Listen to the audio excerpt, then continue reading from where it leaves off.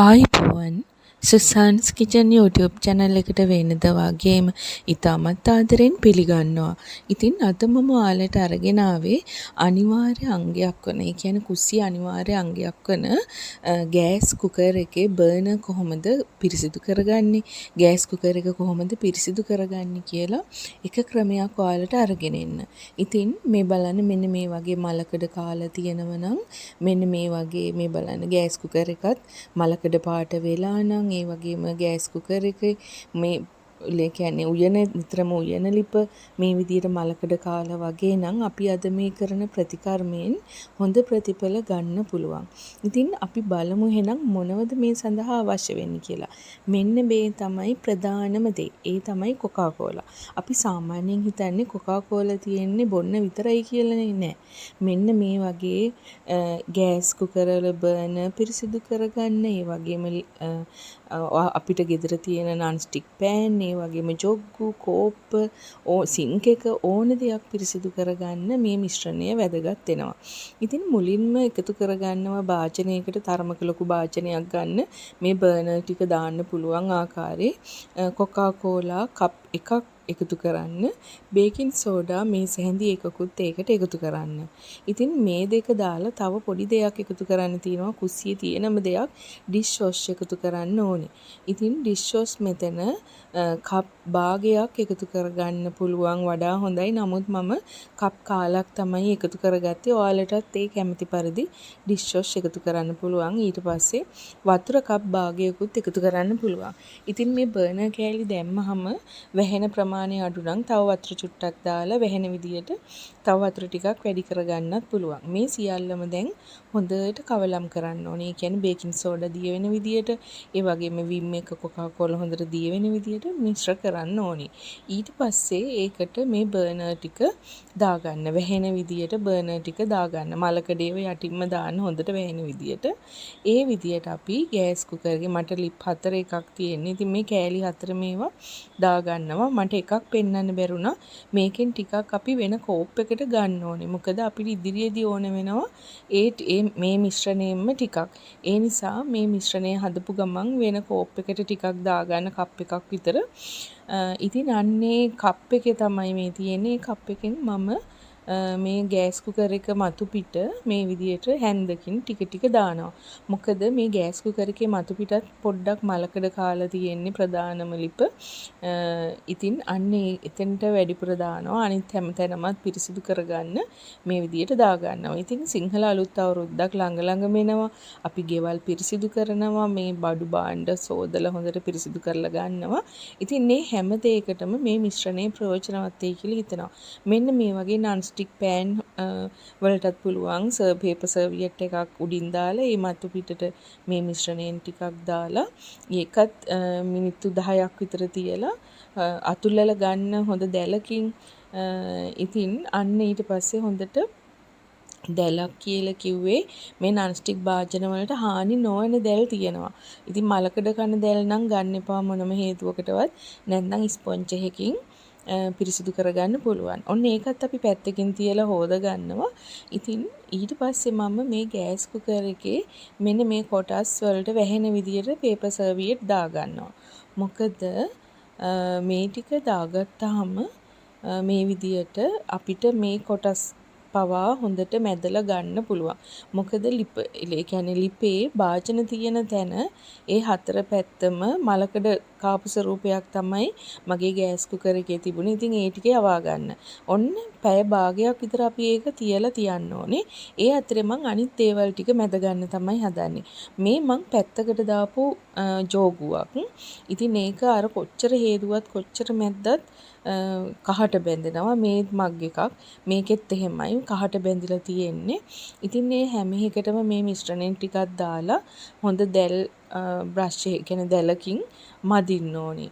ඉතින් ස්පොන්ජ් එකකින් මැද්දට නම් හොඳටම යන්නේ නැහැ. අත තද කරලා ටිකක් මේ වගේ දැලකින් මදින්න ඕනේ. ඇත්තටම මාර එළියක් එනවා මේ මදින බඩු වලට. මේ මග් එකත් හොඳටම පිරිසිදු වෙනවා. ඒ වගේම ඔයාලා ඉස්සරලා දැක්ක අර ජෝගුව මොන වගේද කියලා. ඉතින් ඒක මැද්දට පස්සේ කොච්චර එළියක් එනවද කියලා ඔයාලට බලා ගන්න පුළුවන්.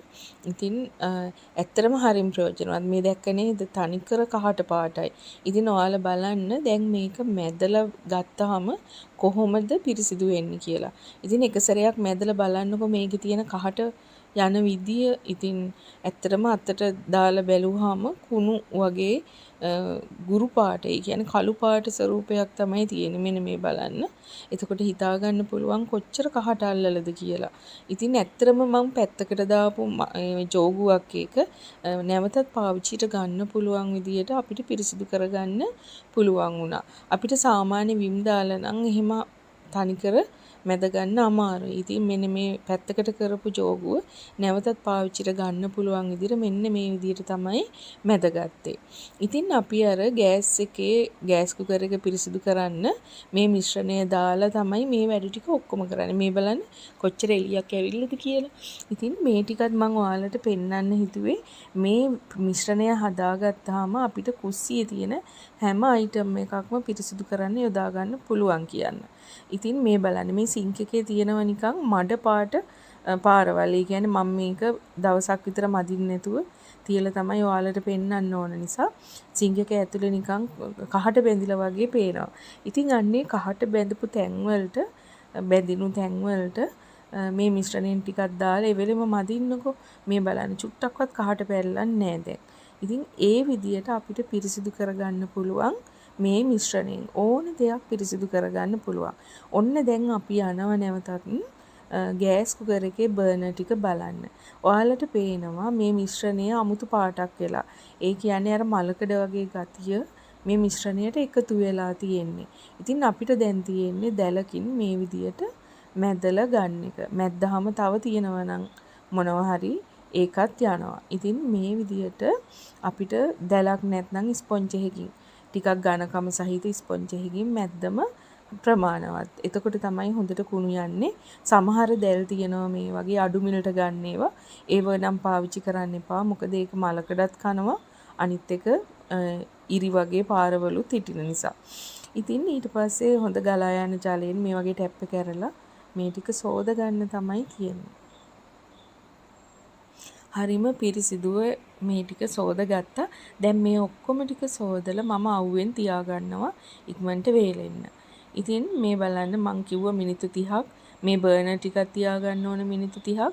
ඒ වගේම ගෑස් කුකර් එකත් මේ විදිහට මිනිත්තු 30ක් තියා ගන්න ඕනේ. ඊට පස්සේ අපිට දැලෙන් මදින්න පුළුවන්. මෙන්න මේ වටේ හැමතැනම ටිකක් මලකඩ කාලා.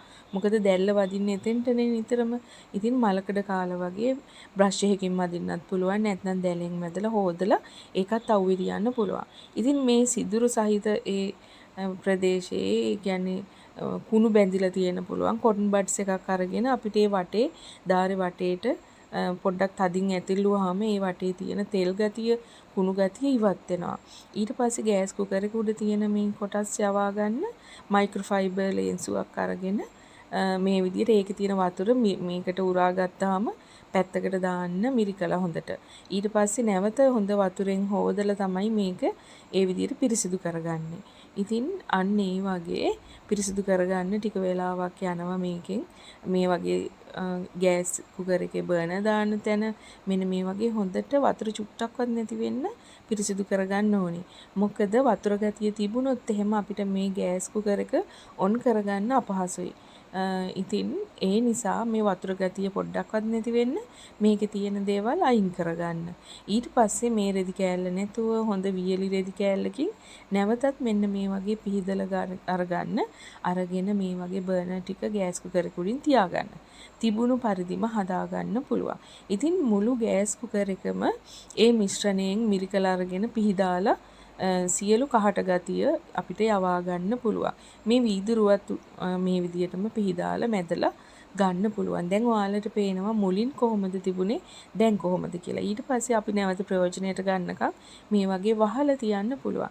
ඉතින් අලුත් අවුරුද්දට එහෙනම් ඔයාලත් ගෑස් කුකර් එක